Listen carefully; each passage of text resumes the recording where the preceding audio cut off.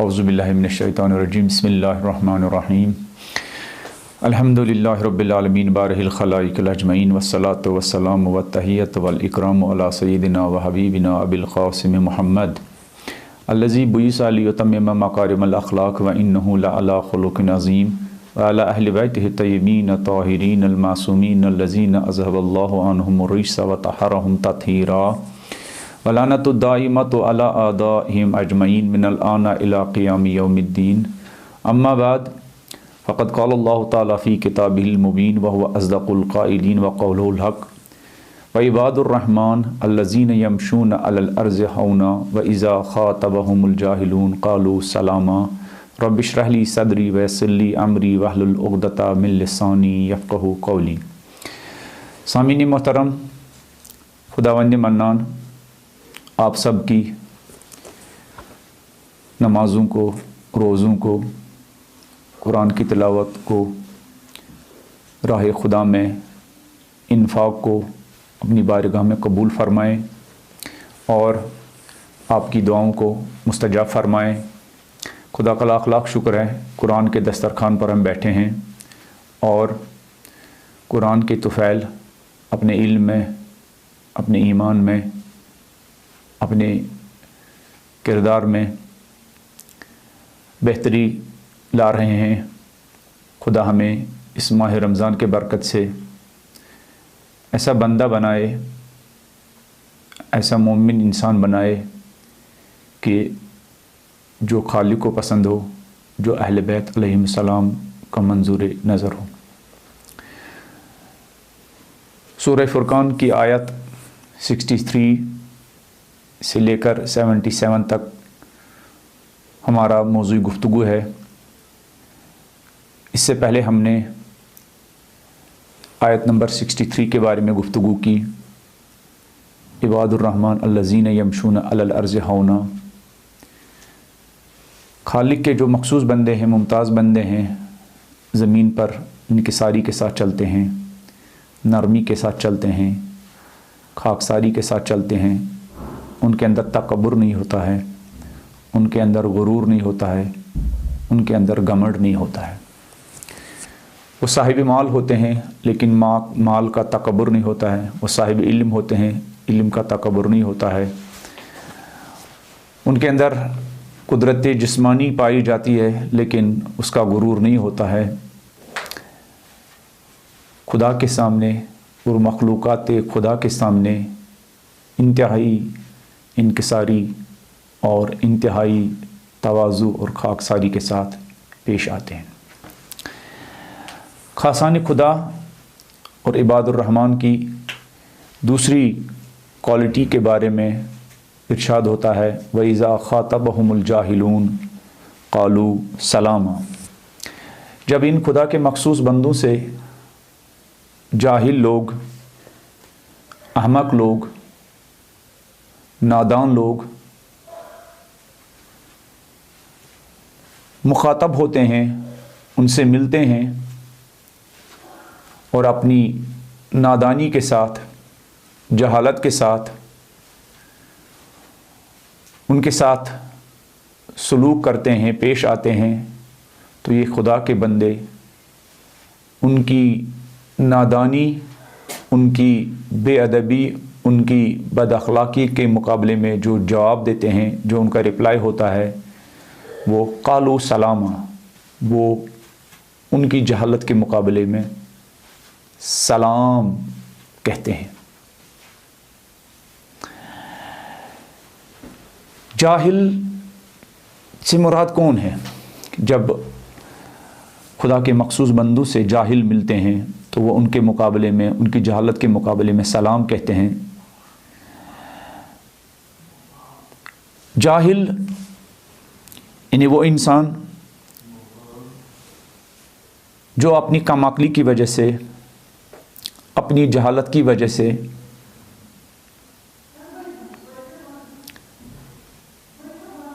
اپنی نادانی کی وجہ سے، اپنی کم فہمی کی وجہ سے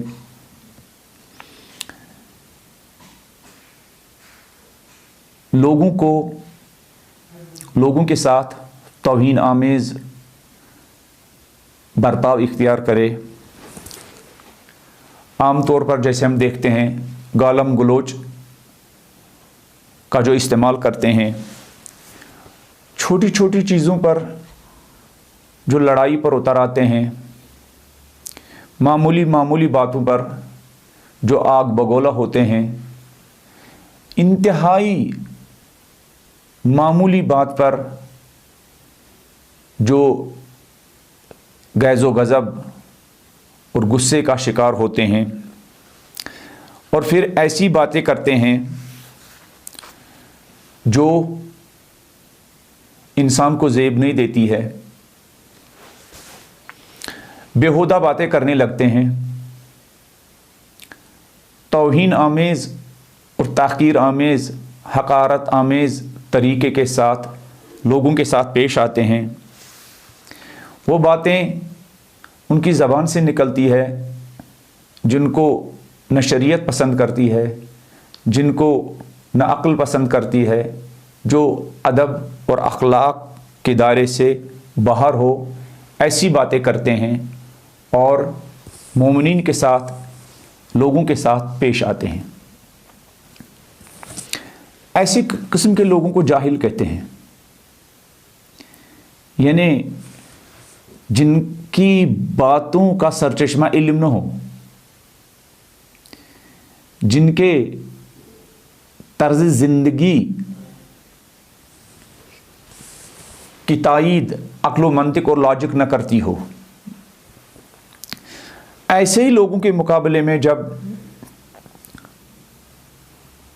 خدا کے مخصوص بندے، عباد الرحمن، مومنین، جب ان کی یہ بد اخلاقی دیکھتے ہیں، جب ان کی یہ توہین دیکھتے ہیں، جب ان کا حقارت آمیز رویہ دیکھتے ہیں، جب ان کی ایسی باتوں کو سنتے ہیں جس کی وجہ سے انسان کو نیچرلی غصہ آنا چاہیے، جس کی وجہ سے انسان کا جن باتوں کو سن کر انسان غیظ و غضب کا شکار ہو جائے، تو ایسے موقع پر خالق ارشاد فرماتا ہے کہ میرے مخصوص بندے جہالت کے مقابلے میں، حقارت کے مقابلے میں، توہین کے مقابلے میں، لڑائیوں کے مقابلے میں، گالم گلوچ کے مقابلے میں قالوا سلاما، وہ سلام کہتے ہیں۔ کیا مطلب قالوا سلاما؟ مفسرین کہتے ہیں قالوا سلاما، جہالت کے مقابلے میں سلام کا مطلب یہ ہے کہ وہ جاہلوں کی برائی کا جواب برائی سے نہیں دیتے ہیں، جاہلوں کی گالیوں کا جواب گالیوں سے نہیں دیتے ہیں، نادان لوگوں کی توہین اور انسلٹ کا جواب انسلٹ کے ساتھ نہیں دیتے ہیں، کم فہم اور کم عقل لوگوں کی غلط برتاؤ اور غلط بیہیویئر کا جواب غلط بیہیویئر کے ساتھ نہیں دیتے ہیں، ان کی باتوں کی طرف توجہ نہیں کرتے ہیں، ان کی جہالت کی طرف توجہ نہیں کرتے ہیں۔ بعض مفسرین یہ کہتے ہیں کہ قالوا سلاما کا مطلب یہ ہے کہ وہ ان کی جہالت کے مقابلے میں، وہ ان کی توہین آمیز برتاؤ کے مقابلے میں محکم بات کرتے ہیں، یعنی ایسی بات ان کی جہالت کے مقابلے میں عالمانہ بات کرتے ہیں، ان کی نادانی کے مقابلے میں منطقی بات کرتے ہیں، उनके गलत बिहेवियर के मुकाबले में अच्छा बिहेवियर करते हैं, उनके हकारत आमेज तर्ज ज़िंदगी के मुकाबले में एहतराम आमेज बातें उनके सामने करते हैं।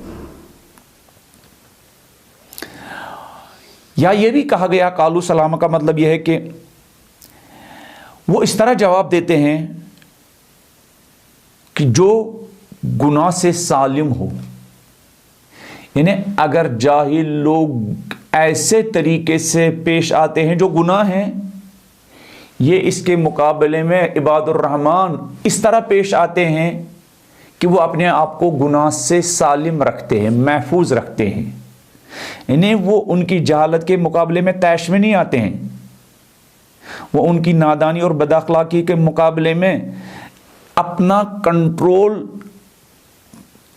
अपने आप पर उनका जो कंट्रोल है वो बाहर नहीं आते अपने कंट्रोल से, वो कंट्रोल में होते हैं और कोई ऐसी हरकत और कोई ऐसा काम नहीं करते हैं कि वो गुनाह में आलूदा हो जाए। और ये भी कहा गया है वैज़ा ख़ातबहुमुल जाहिलून क़ालू सलामा, क़ालू सलामा का मतलब यह है कि इबादुर रहमान खुदा के मखसूस बंदे जाहिलों की जाहिलाना बातों में उलझते नहीं हैं, जाहिलों की जाहिलाना हरकतों में, नादान लोगों की नादान हरकतों में, कम फहम और कम अक्ल लोगों की बदतमीजी में उलझते नहीं हैं। होता है कुछ लोग अच्छे मकसद अच्छे काम में मसरूफ़ होते हैं, फिर उनका सामना नादान लोगों के साथ होते हैं और फिर उनके साथ उलझते हैं। इसकी हम ये कहाँ ऐसा होता है, इसकी हम आगे चलकर वजाहत करेंगे। तो कालू सलामा यानी एक और मतलब इसका ये बताया गया है कि वो अपना, उनके अंदर जो तहम्मुल होता है, जो उनके अंदर बर्दाश्त की क्वालिटी होती है, वो उस बर्दाश्त की क्वालिटी की वजह से, तहम्मुल और हिल्म की वजह से अपने आप पर कंट्रोल नहीं खोते हैं। वो उनकी नादानी देखकर अपने जज्बात पर, अपने गुस्से पर, अपने एहसासात पर, अपने इमोशंस पर मुकम्मल कंट्रोल करते हैं। इस तरह कि नारवा और नामुनासिब हालात में एक किस्म का सुकून और इत्मीनान और सब्र की हालत उनके अंदर पाई जाती है।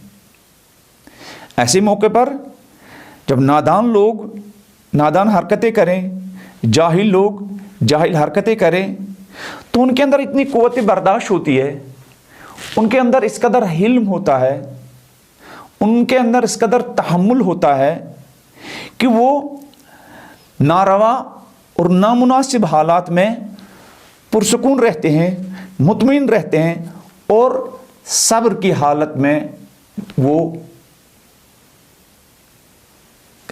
सब्र की हालत में वो होते हैं। और नामाकूल इक़दाम, जहालत के मुकाबले में अक्सर लोग जहालत के मुकाबले में नामाकूल इक़दाम करते हैं, जहालत का जवाब जहालत से देते हैं। एक गाली के मुकाबले में 10 गालियाँ, एक हकारत के मुकाबले में 10 किस्म की हकारत, एक नादानी के मुकाबले में 10 नादानियाँ, एक जाहिलाना तर्ज ज़िंदगी के मुकाबले में 10 जाहिलाना तर्ज ज़िंदगी। लेकिन खालिक कहता है वइज़ा ख़ातबहुमुल जाहिलून क़ालू सलामा, ये खुदा के मुमताज़ बंदे, ये खुदा के आला बंदे, ये खुदा के मखसूस बंदे उनकी नामाकूल इक़दाम के मुकाबले में, नाशाइस्ता काम के मुकाबले में, पस्त रद्द अमल के मुकाबले में अपने आप पर कंट्रोल करते हैं। यानी वो नामाकूल इक़दाम, नामुनासिब इक़दाम, नाशाइस्ता इक़दाम करने से परहेज़ करते हैं। कालू सलामा का मतलब ये है। अहादीस में और कुरान की आयत में इस क्वालिटी को हिल्म से ताबीर किया गया है, जिसके अंदर ये क्वालिटी पाई जाती हो, जिस इंसान के अंदर ये सिफत और ये क्वालिटी पाई जाती हो, इस सिफत को अहादीस में हिल्म कहा गया है।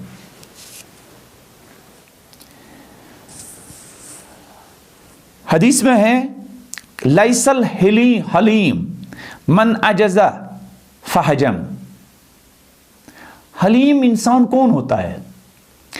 حلیم وہ نہیں ہوتا ہے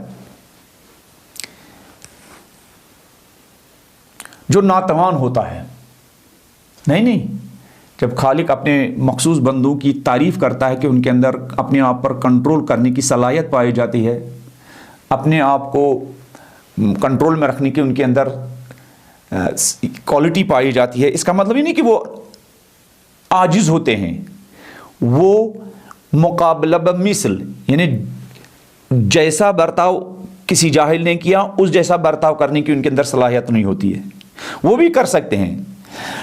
لَيْسَ الْحَلِيمُ مَنْ عَجَزَ فَحَجَمَ وَإِذَا قَدَرَ انتقم۔ حلیم وہ نہیں ہے جو عاجزی میں حملہ کرے، جو قدرت رکھتا ہو تو انتقام لے۔ انما الحلیم من اذا قدر عفا۔ حلیم انسان وہ ہے جو قدرت رکھتا ہے جاہلوں کی جاہلانہ حرکتوں کا اسی انداز میں جواب دینے پر۔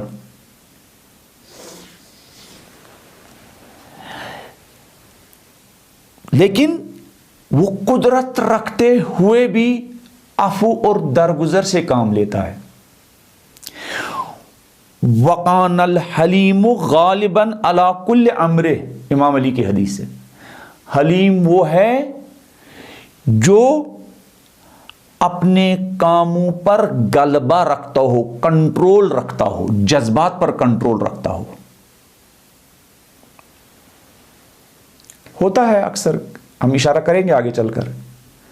آپ نے دیکھو گا آج کل سوشل میڈیا پر جہاں کسی نے اپنے کمنٹس میں تھوڑی سی بے ادبی کی، تھوڑی سی بدتمیزی کی، تھوڑی سی مجھے یا میری من پسند کسی شخصیت کے بارے میں منفی کمنٹس لکھے تو ادھر سے نوجوان آگ بگولا ہوتے ہیں اور پھر سوشل میڈیا پر ایک جنگ شروع ہو جاتی ہے، واٹس ایپ پر ایک جنگ شروع ہو جاتی ہے، اور پھر آہستہ آہستہ وہ جنگ گلی کوچوں تک آ جاتی ہے، امام باروں تک آ جاتی ہے، مسجدوں تک آ جاتی ہے، اسکول تک آ جاتی ہے۔ نتیجہ کس چیز کا ہوتا ہے؟ پھر قتل و غارت گری تک نوبت آتی ہے۔ یا نہیں، ہمارے گھر میں بیوی نے تھکاوٹ کی وجہ سے ایک دو جملے کیا کہے کہ شوہر اپنے کنٹرول سے باہر ہو جاتا ہے،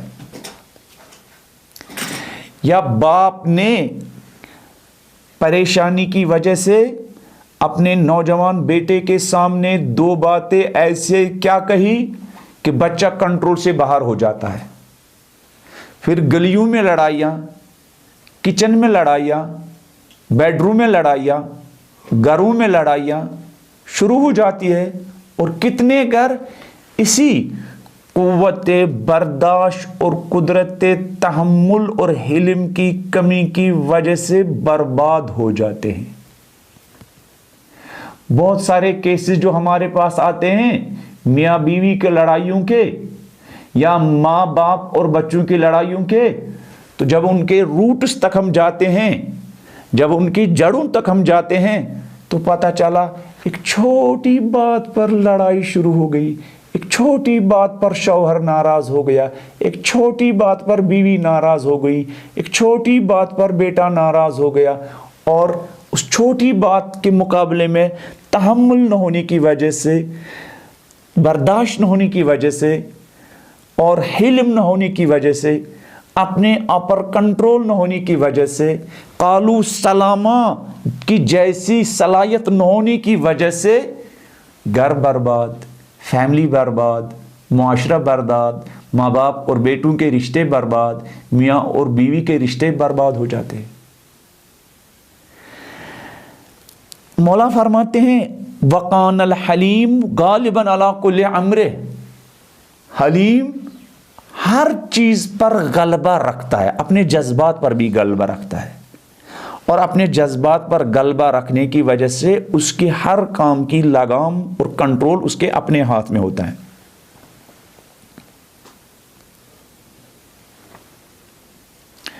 قرآن کی ایک آیت میں ہے،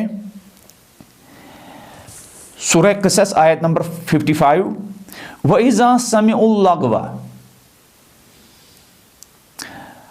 أَعْرَضُوا عَنْهُ وَقَالُوا لَنَا أَعْمَالُكُمْ وَلَكُمْ أَعْمَالُكُمْ سَلَامٌ عَلَيْكُمْ۔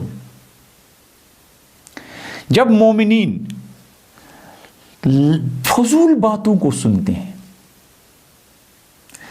فضول پروپیگنڈوں کو سنتے ہیں، میننگ لیس باتوں کو سنتے ہیں، میننگ لیس کمنٹس کو سنتے ہیں، میننگ لیس باتوں کو سنتے ہیں، تو وہ ان باتوں کے مقابلے میں کیا کرتے ہیں؟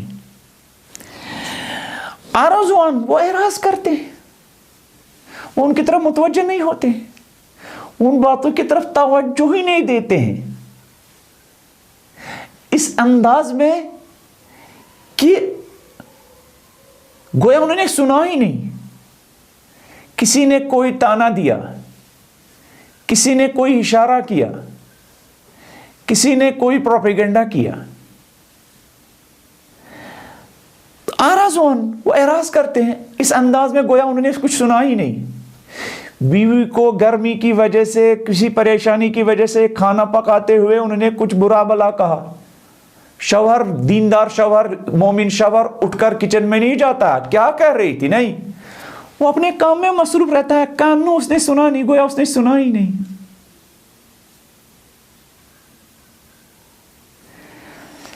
وَقَالُوا لَنَا أَعْمَالُنَا وَلَكُمْ أَعْمَالُكُمْ، ان کا جواب یہ ہوتا ہے، تمہارا یہ برا عمل تمہارے لیے اور ہمارا عمل ہمارے لیے، سلام علیکم،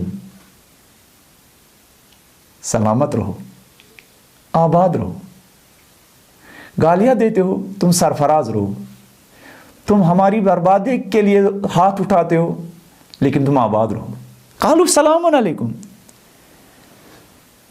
اگر اس طرح کا رویہ ہوگا گھروں میں، اگر اس طرح کا رویہ ہوگا معاشرے میں، اگر اس طرح کا رویہ ہوگا سوسائٹی میں، کتنی لڑائیاں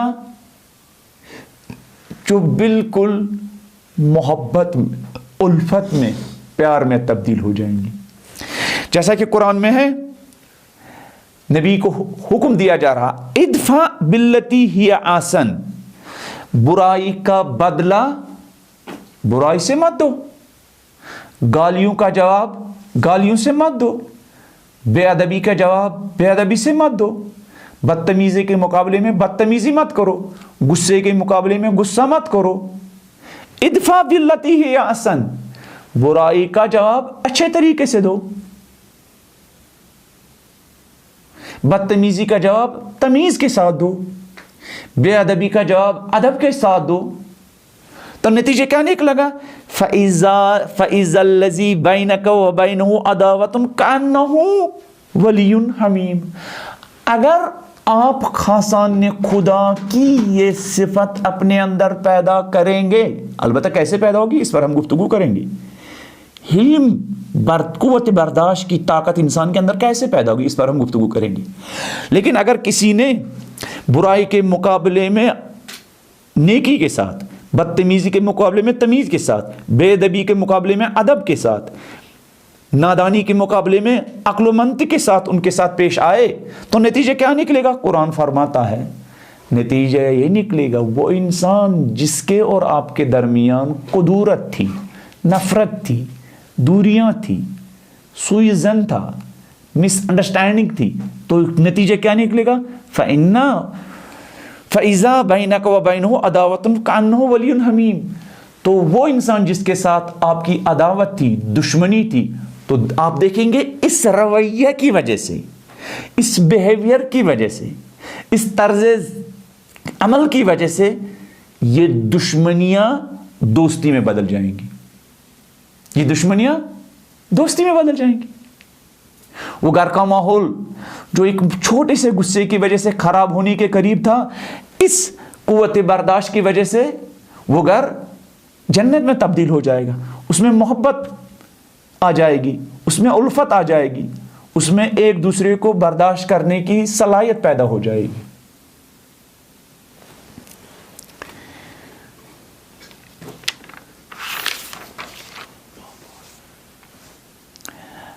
بردباری، قوت برداشت اور حلم کی روایات اہل بیت علیہم السلام میں بہت تاکید کی گئی ہے، بردباری کی، حلم کی اور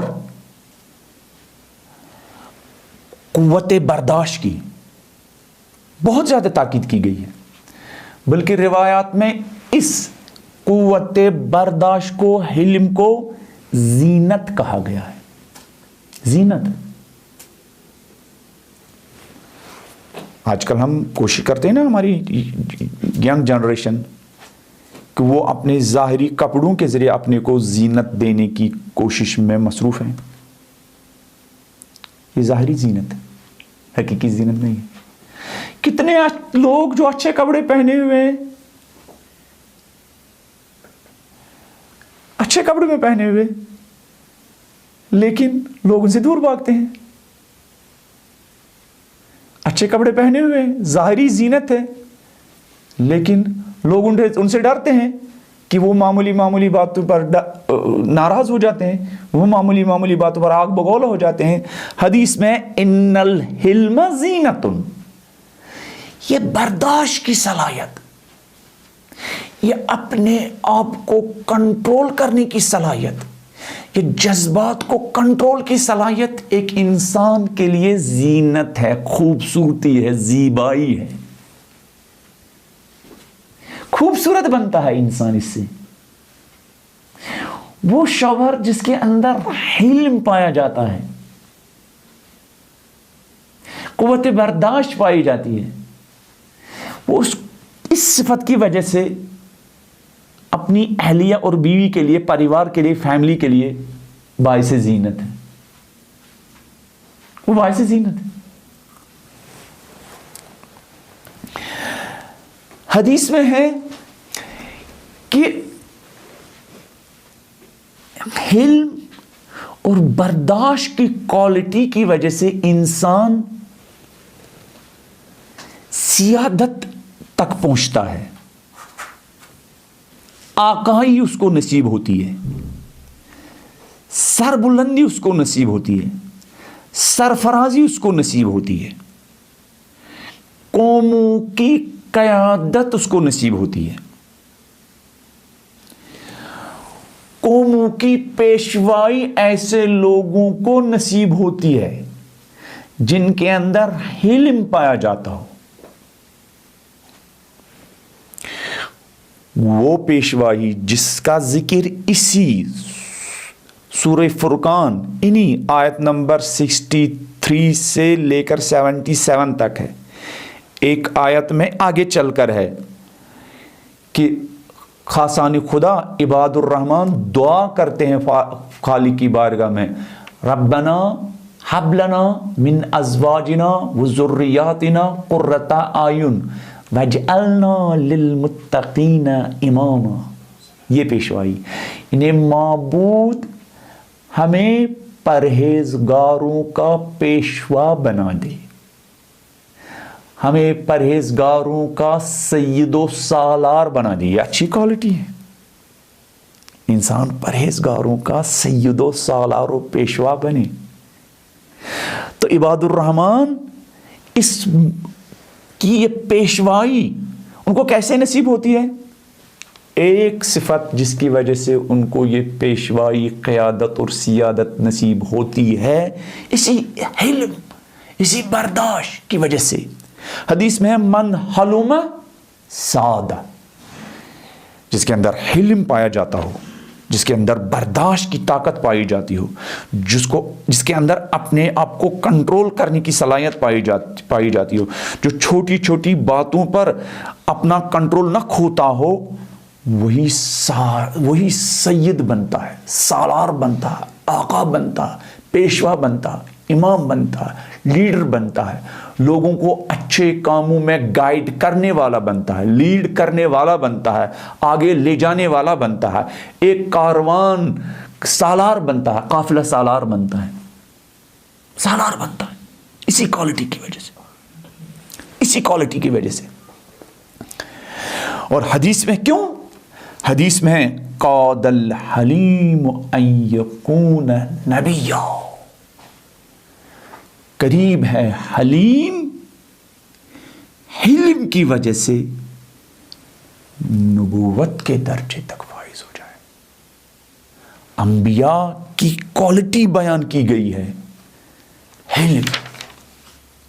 ابراہیم کی صفت خدا نے بیان کی ہے حلم، اسماعیل کی صفت بیان کی ہے حلم، شعیب کی صفت بیان کی ہے حلم۔ تو سیادت انسان کو ملتی ہے، پیشوائی انسان کو نصیب ہوتی ہے اگر آپ ائمہ معصومین علیہم السلام کے بعد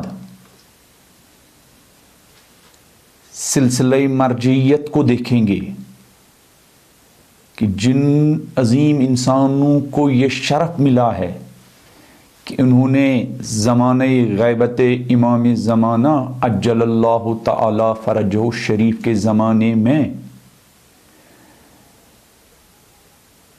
قوم کی قیادت کا شرف حاصل کیا ہے، بہت ساری کوالٹیز اور صفات کے ساتھ ساتھ ان کے اندر حلم و بردباری اور برداشت کی اعلیٰ ترین صفت پائی جاتی تھی۔ یہی جو ہمارے اس وقت عظیم پیشوا ہے جن پر ہمیں ناز ہے، سید علی خامنئی، سید علی سیستانی، خدا ان دو عظیم انسانوں کا سایہ ہمارے سروں پر دراز فرمائیں۔ ان کی حالات زندگی پر جب آدمی غور و فکر کرتا ہے، ان کے اندر کس قدر حلم و برداشت پایا جاتا ہے، کس قدر حلم و برداشت پایا جاتا ہے۔ چاہے وہ سید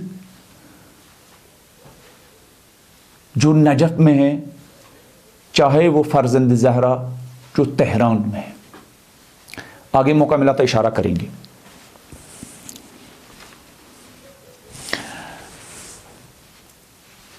حلم اور برداشت کا ایک اور اثر جو روایات میں بتایا گیا ہے کہ وہ حلم اور برداشت انسان کی عزت کا سبب بنتا ہے، عزت کا سبب بنتا ہے۔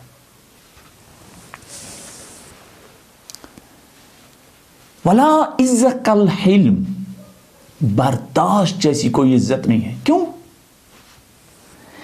اس لیے کہ جس انسان کے اندر حلم نہیں پایا جاتا ہے، چھوٹی چھوٹی باتوں پر لڑائی اور جھگڑنے کے لیے تیار ہوتا ہے، آمادہ ہوتا ہے، ہر دم غصہ ہوتا ہے۔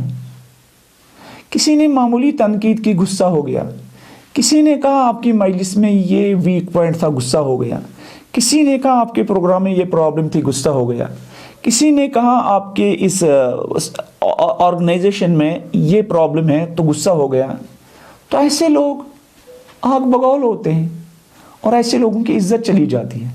لیکن جو انسان ان تمام چیزوں کے مقابلے میں غصہ نہیں ہوتا ہے، برداشت اس کے اندر پائی جاتی ہے۔ دیکھا نہیں آپ نے کہ اسی ماہ رمضان میں رہبر معظم سید علی خامنئی سماج کے مختلف طبقات ان کے پاس جاتے ہیں، ماہ رمضان میں افطار کرتے ہیں، اسٹوڈنٹ کا طبقہ بھی جاتا ہے۔ 3 گھنٹے رہبر معظم اسٹوڈنٹس کی انقلاب اور جمہوری اسلامی ایران کے مختلف مسائل اور ایشوز کے بارے میں اپنی رائے دیتے ہیں، تنقید کرتے ہیں، کرٹیسائز کرتے ہیں، آقا سے سوال بھی کرتے ہیں۔ لیکن کیا برداشت ہے اس سید میں؟ سکون کے ساتھ لوگوں کی تنقید سنتے ہیں، سکون کے ساتھ انقلابی بچوں کی انقلاب سے ناراض اسٹوڈنٹس کی تنقید سنتے ہیں. شاید دنیا کا کوئی رہبر، کوئی رہنما، کوئی لیڈر اس طریقے سے اسٹوڈنٹس کو فریڈم دیتا ہو، وہ 3 گھنٹے ان کی تنقید سنتا ہو، ان کی کرٹیسائز سنتا ہو، اور کرسی پر بیٹھ کر پین سے ان کی تنقید، ان کی کرٹیسائز، ان کے بتائے ہوئے پوائنٹس، ان کے بتائے ہوئے نکات کو نوٹ کرتا ہو. کیا لوگوں کی کرٹیسائز سننے سے اس سید کی عزت کم ہوتی ہے؟ نہیں.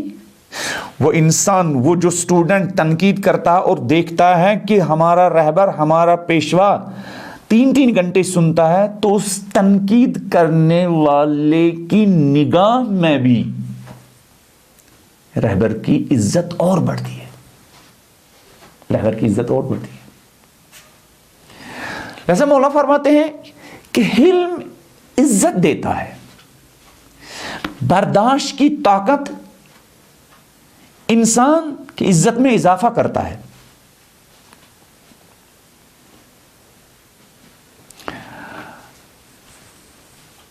غصے والا انسان ہمیشہ اپنے غصے کی وجہ سے، کم برداشت ہونے کی وجہ سے اپنے کاموں پر پشیمان ہوتا ہے.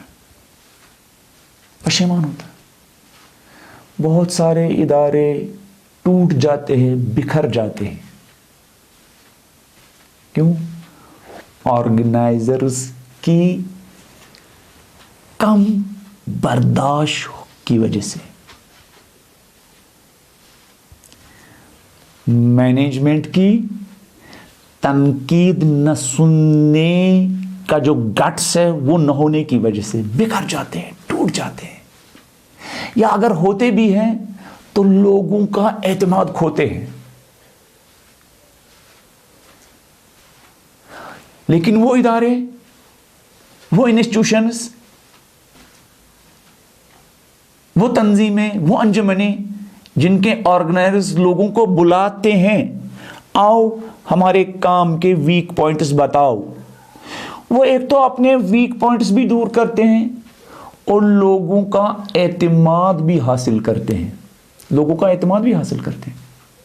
مولا علی علیہ السلام نہج البلاغہ میں فرماتے ہیں کہ وَلَا تُكَلِّمُونِي كَمَا يُتَكَلَّمُ بِهِ عِنْدَ أَهْلِ الْجَبَابِرَةِ، میرے سامنے جابروں جیسی چاپلوسی مت کرو.